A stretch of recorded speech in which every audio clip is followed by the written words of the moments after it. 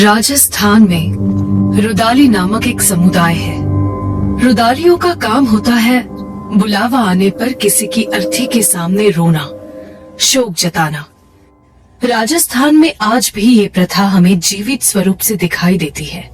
हमारे आज की कहानी है बावरी नाम के एक रुदाली की, जो उनके बस्ती की मुखिया थी।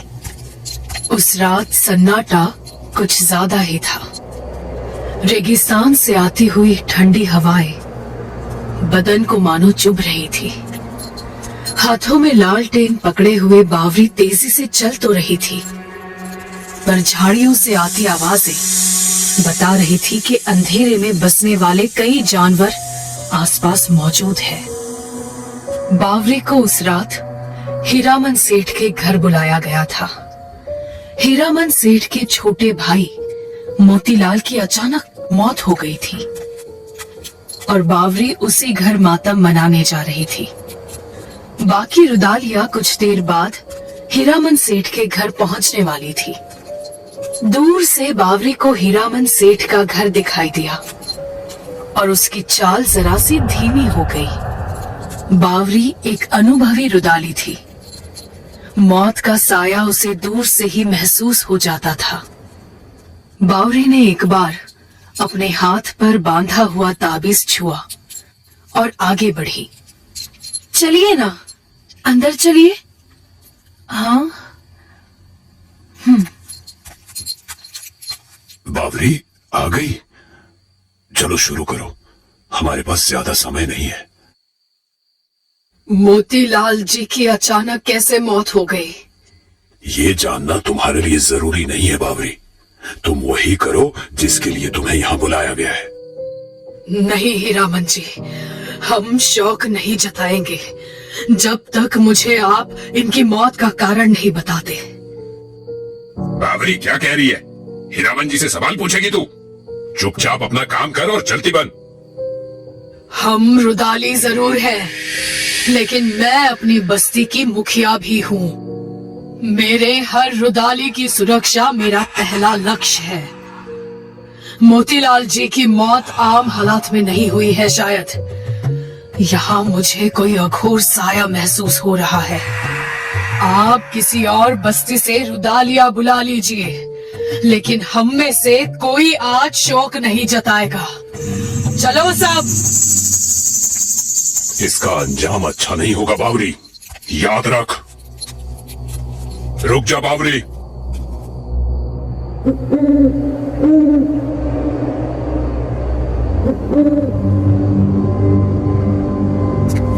सुनिए, आपने शोक जताने से मना क्यों किया? छाया, समझ आने के बाद से हम यही काम करते आ रहे हैं। यूं समझो जिंदगी से ज्यादा हम मौत के साथ रहते आए हैं। इतने सालों में मौत से इतनी गहरी पहचान हो गई है कि उसके हर पहलू हम जान सकते हैं। मोतीलाल की मौत अघोर मौत है। उसके शव पर रोना खतरे से खाली नहीं। मुझे ये महसूस हुआ कि जो उसके शव पर रोएगा उसका अंजाम अच्छा नहीं होगा। मैं नहीं चाहती मेरा कोई भी साथी खतरे का सामना करे। चलो। बावरी ने शायद उस रात बस्ती की रुदालियों को बचा लिया, लेकिन आने वाले दिनों में उन पर क्या गुजरने वाली थी, इस बात का किसी को कोई अंदाजा नहीं था। अगले दिन से ही बस्ती का माहौल बदला बदला सा लगने लगा। दिन तो ठीक ठाक कटता था, लेकिन रात में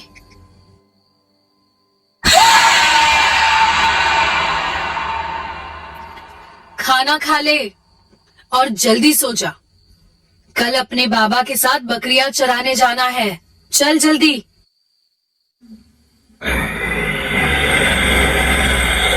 माँ, कैसी आवाज है?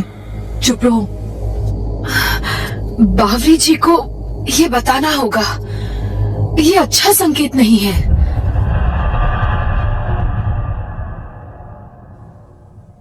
रात में कई बार ऐसी आवाजें आती हैं। डर के मारे हम सबका बुरा हाल हुआ था। बावरी जी, ये सब क्या हो रहा है? ये ना हो इसलिए मैंने हीरामन सेठ के पास रोने के लिए मना किया था, पर पता नहीं फिर भी वो साया हमारे बस्ती तक कैसे पहुंच पाया। तो अब हमें क्या करना चाहिए? ये क्या है, क्यों हो रहा है, ये जानने तक कोई रात को बस्ती से बाहर नहीं जाएगा, ना कोई अपने घर के किसी सदस्य को बाहर जाने देगा। देखते हैं आगे क्या होता है। मैं आज ही यमराज के मंदिर जाकर महंत से मिलती हूँ। ये जो भी है अच्छा तो नहीं है, तब तक सभी सावधान रहना। उसी रात बावरी के मना करने के बाद भी बिमला पानी लाने के लिए अपने बस्ती से दूर गई। बिमला चलकर बस्ती की तरफ आ रही थी कि उसे झाड़ियों में से किसी जानवर के चलने की आवाज सुनाई दी। डरी हुई बिमला तेजी से चलने लगी, लेकिन उसकी रफ्तार बढ़ते ही झाड़ियों से आती हुई घबराहट भी बढ़ गई। बिमला ने पानी का मटका फेंक दिया और वो बस्ती की तरफ दौड़ने लगी, पर अचानक किसी अजीबोगरीब जानवर ने उस पर झपटा मारा। बिमला छूटने की जी तोड़ कोशिश करती रही, पर वो जानवर उसे झाड़ियों में खींच कर ले गया। सुनाई देती रही तो बस बिमला की चीखें और उसका दर्द में कराहना। आंखें देखो बिमला की, सूजन से कितनी फूल गई है। जरूर इसे बहुत दर्दनाक मौत आई होगी। सवाल ये है कि आखिर बिमला ही क्यों? हमने हीरामन के घर शौक नहीं जताया। ये हादसा होना ही नहीं चाहिए था। जरूर बिमला से कुछ गलती हुई है। सच बता भिवा, तुम कुछ जानते हो? उस रात आप सब लौट आई, सब अपने घर गए, तभी हीरामन का आदमी आकर बिमला से मिला। उसने ज्यादा पैसे दिए बिमला को।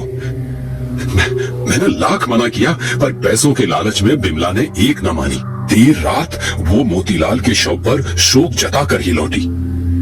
अब ये कहानी जल्दी खत्म नहीं होगी। बिमला अकेली तो नहीं गई होगी, और कौन था उसके साथ? बताओ, कौन गया था उसके साथ? उस रात बिमला के साथ कौन था? रुदालिया कभी अकेले शौक नहीं जताती। बिमला ने पैसों के लालच में अपने साथ और रुदालियों की जानें भी जोखिम में डाल दी थी।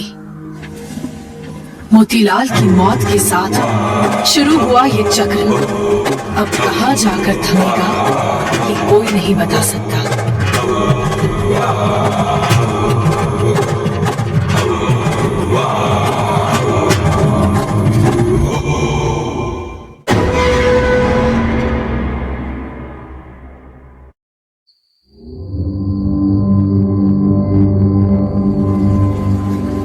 सुनते हो? कल जरा शहर हो आना। गुड्डू के लिए कुछ कपड़े लाने हैं। पैसा मेरे पास से ले जाना। तुम्हारे पास इतना पैसा कैसे आ गया? वो बचा कर रखा था मैंने कई महीनों से।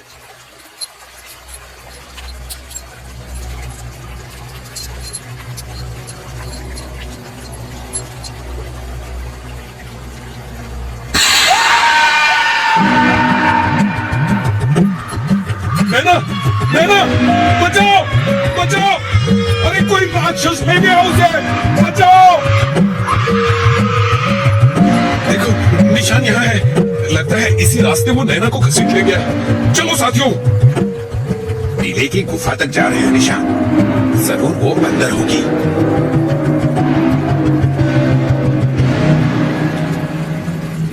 नैना, नैना।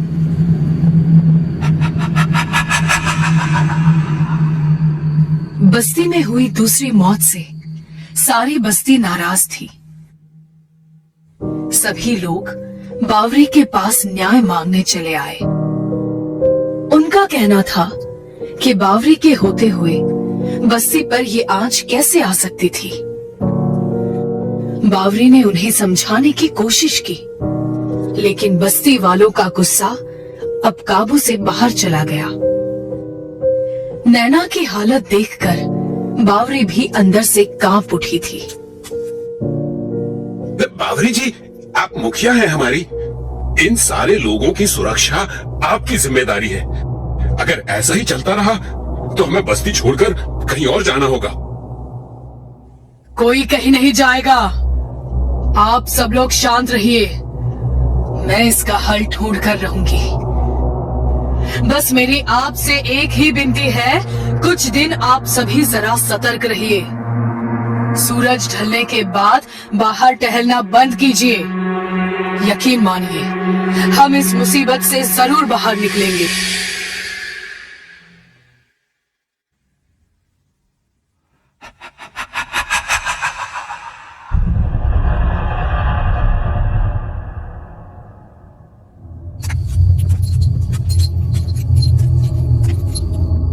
हीरामन जी, आप अगर बता दे मोतीलाल जी की मौत किन हालात में हुई थी, तो हमारी बस्ती पर मंडराने वाला संकट का साया दूर हो जाएगा।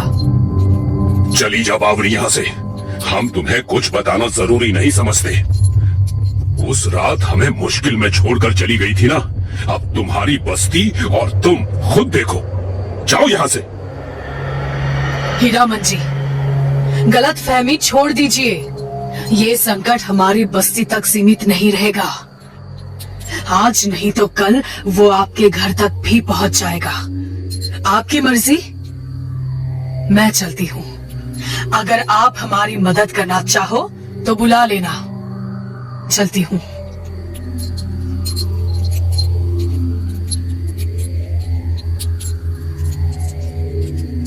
जैसे ही बावरी हीरामन के घर से निकल गई, हीरामन अंदर वाले कमरे में चला गया। हीरामन की माँ का देहांत हो गया था। हीरामन अपनी माँ के चेहरे को देखकर रोने लग गया। लेकिन जैसे ही उसके रोने की आवाज बाहर सुनाई देने लगी, घर के आसपास किसी की गुर्राहट शुरू हो गई। तुम्हें रोना है? आओ, घर के बाहर आओ। आ जाओ। ये सुनते ही हीरामन डरकर चुप हो गया। लेकिन उसे ये तो समझ आ गया था कि बावरी ने जाते हुए जो कहा वो सच ही कहा था। मोतीलाल की आत्मा को शांति नहीं मिली है, इतना तो मैं बता सकता हूँ। और मिलती भी कैसे? अघोर पंथ का उपासक था वो। जीते जी उसने जिनकी पूजा की थी, वो अघोर शक्तियां मौत के बाद उसे अपने साथ ही रखना चाहेंगी। अपना काम पूरा करने के लिए वो शक्तियां बस बलि चाहती हैं, और मोतीलाल उनको वो बलि लाकर दे रहा है। लेकिन महंत जी, इस समस्या का कुछ तो हल होगा। मोतीलाल की मौत का कारण जब तक पता नहीं चलता, हम कुछ नहीं कर सकते हैं। बावरी मन में कुछ ठान लेकर अपनी बस्ती से लौट रही थी कि अचानक बावरी बिल्कुल आवाज ना करते हुए गुफा तक पहुंची और उसने अंदर झांका। अंदर गहना है, बस्ती की एक और रुदाली, जिसके सामने वो दानव खड़ा था। गहना खून से लथपथ थी, दर्द से चीख रही थी। रोना था ना तुम्हें? अब रो।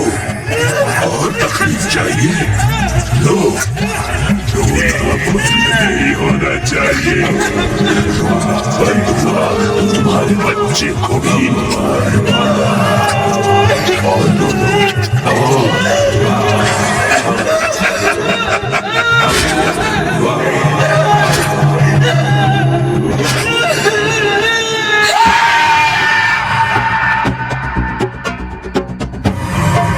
बावरी किसी तरह से अपने घर आकर पहुंच गई। उसका सीना दौड़ने से फूल गया था। डर और दुख के कारण उसकी सांस जोर जोर से चल रही थी। वो बड़ी मुश्किल से अपने आप पर काबू पाने की कोशिश कर रही थी और अचानक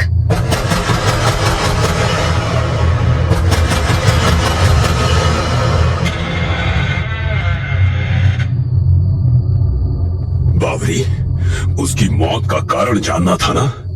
मोतीलाल ने बड़े ही दुखी हालत में जहर खाकर खुदकुशी कर ली थी, बाघा की वजह से। बाघा? हमारे बस्ती का बाघा? हाँ, वही बाघा। तुम्हें तो पता होगा, मोतीलाल ब्याज पर पैसे देता था, लेकिन वो बड़ा लालची था। बाघा ने उससे पैसे लिए थे मगर वो चुका ना सका। बदले में मोतीलाल ने बाघा की सारी जमीन और घर तक हड़प लिया। याद है, बाघा का बेटा बीमार था और उसे पैसों की जरूरत थी। जैसे ही हीरामन ने मोतीलाल की कहानी शुरू की, झोपड़ी के बाहर दानव की आहटें सुनाई देने लगी, मानो जैसे वो हीरामन और बावरी को जान से मारना चाहता था। दानव झोपड़ी की दीवारें टटोल कर अंदर आना चाहता था। आपने गलत किया, आप यहाँ चले आए, मुझे बुला लिया होता। अब सबकी जान खतरे में है, ये दानव हमें नहीं छोड़ेगा।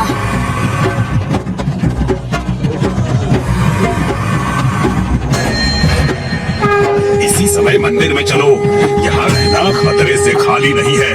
मैं ज्यादा देर तक उसे रोके नहीं रख सकता। निकलो यहाँ से, यहाँ से, यहाँ से।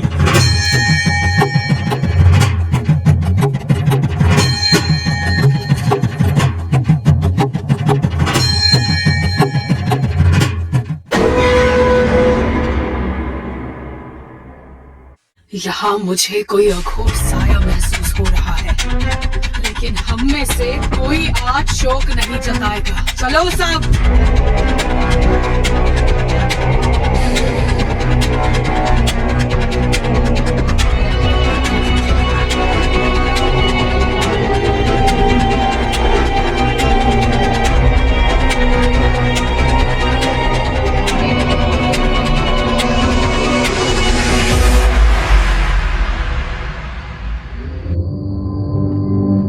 आगे क्या हुआ? बाघा बहुत गिड़गिड़ाया, लेकिन मोतीलाल ने उसकी कोई मदद नहीं की। बाघा का बेटा तड़प तड़प कर मर गया। उसी समय बाघा ने कसम ली कि मोतीलाल का बदला जरूर लेगा, और उसने मोतीलाल की दोनों औलादों को मार डाला। ये सब आपको कैसे पता?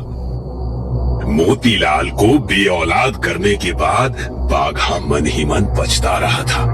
मैंने ही उसे पुलिस के पास जाने के लिए कहा था। लेकिन मोतीलाल दानव कैसे बना? इससे छुटकारा कैसे पाया जा सकता है? इसका जवाब इस चिट्ठी में है। मोतीलाल ने मरने से पहले लिखी थी। अपने बेटे को मरता हुआ देखकर भी मैं रो न पाया। बाघा ने कहा था, अगर मेरे आंसू निकले तो मेरे छोटे बेटे को भी तड़पा तड़पा कर मारेगा। काश मैं अपने आंसू रोक पाता।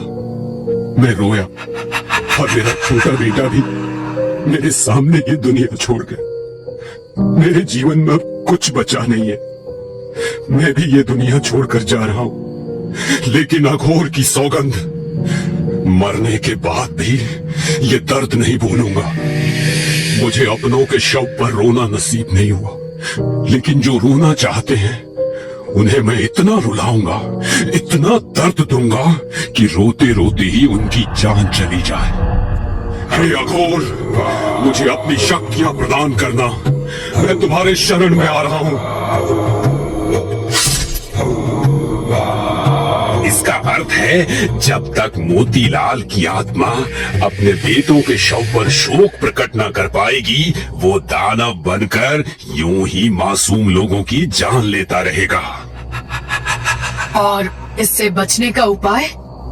बस्ती वालों से कहो, आज से रोना नहीं, ना किसी के शव पर शोक प्रकट करने जाना। महंत जी, हम रुदाली हैं। पुरखों से हमारा यही काम चला आ रहा है। शोक जताएंगे नहीं तो बस्ती भूखी मर जाएगी। तो फिर बाघा से मिलो और उसे पूछो उसने मोतीलाल के बेटों के शव कहाँ दफन किए हैं। शवों के अंतिम संस्कार कर लो। मोतीलाल की आत्मा एक बार शोक जता पाएगी तो उसे और सारी बस्ती को मुक्ति मिल जाएगी। हम अभी बाघा से मिलने जाते हैं। हीरामन जी, ये इतना आसान नहीं होगा। मोतीलाल जन्म भर जिस अघोर की पूजा करता आया है वो मोतीलाल को आसानी से अपने शिकंजे से छोड़ेगा नहीं। जान की जोखिम है इसमें। आपको खतरा दोनों तरफ से होगा। खून का प्यासा बना मोतीलाल और उससे बलि पाने वाला अघोर। हीरामन और बावरी दोनों जिले के गांव जाकर जेल में कैद बाघा से मिले। बाघा ने पहले तो उनसे कुछ भी कहने से मना किया, लेकिन बावरी ने लाख विनती करने के बाद उसने बताया कि मोतीलाल के बेटों के शव उसने कहां दफन किए हैं। वो जगह किशनगढ़ में बसे शमशान के पास थी। उस बिहड़ इलाके में दिन के समय भी किसी का जाना खतरे से खाली नहीं था और यहाँ बावरी और हीरामन रात के अंधेरे में जाना चाहते थे क्योंकि वो दानव रात में ही वहाँ पहुँच सकता था। यहाँ बस्ती की एक और रुदाली मीना किसी के शव पर शोक जताकर अपने घर लौट रही थी।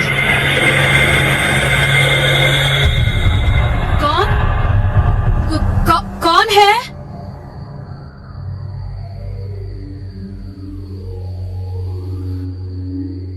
बावरी, तुम जंगल से सूखी लकड़ियां ले आना।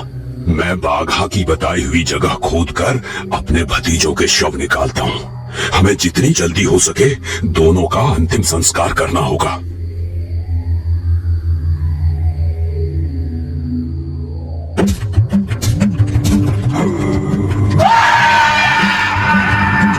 कौन है? बाहर आओ। रोना था ना तुम्हें? मैं तुम्हें रुलाने ही आया हूँ। आओ, मैं तुम्हें जी भर के रुलाता हूँ। इतना कि तुम्हारी रूह तक कांप जाए।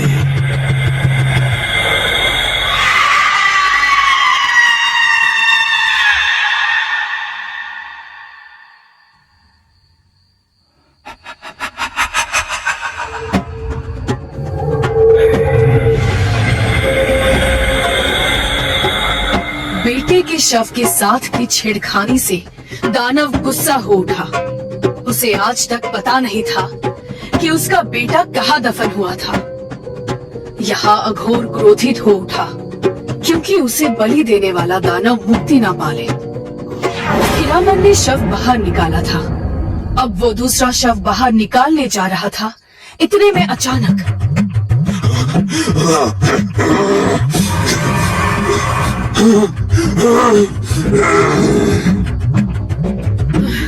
हीरामन जी वहाँ अकेले हैं और महंत जी ने दिया हुआ त्रिशूल मेरे पास है। मुझे जल्दी करनी होगी वरना अनर्थ हो जाएगा। हीरामन जी, हीरामन जी!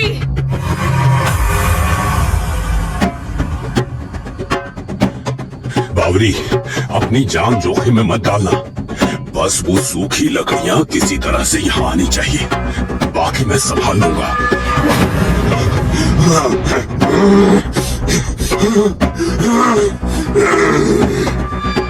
हीरामन लकड़ियों की अंखी बनाने में जुट गए। दानव शवों से लिपट कर रोने लगा।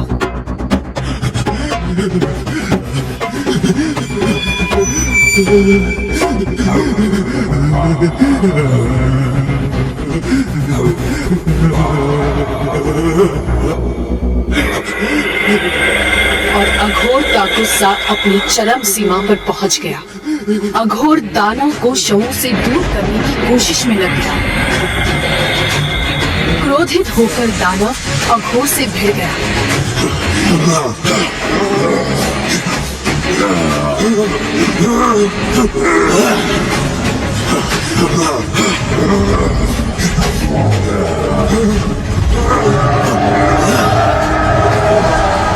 हीरामन ने अर्थी तैयार की। दोनों शव उस पर रख दिए और चिता को आग लगा दी। जैसे ही आग भड़क उठी, दानव चिता के पास आकर शोक प्रकट करने लगा।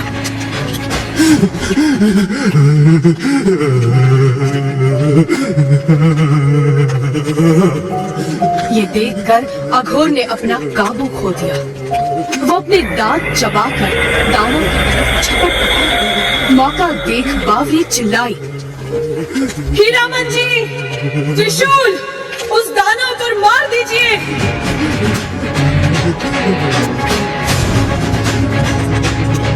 अघोर त्रिशूल से बचते हुए हीरामन को रोक रहा था।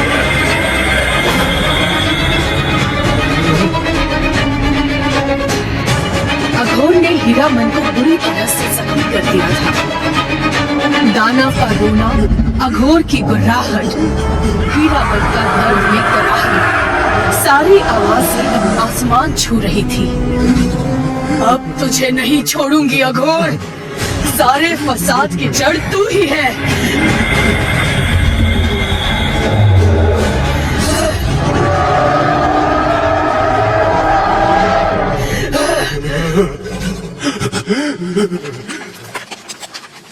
अब चारों तरफ सन्नाटा छाया हुआ था। अब वहां आवाजें थी तो बस चिता से निकलती ज्वालाओं की। बावरी वहीं फूट फूट कर रोने लगी। हीरामन अपनी जान गवा बैठा था। इसीलिए अपने कर्म अच्छे रहने चाहिए, वरना मोतीलाल जैसी जिल्लत नसीब में आती है।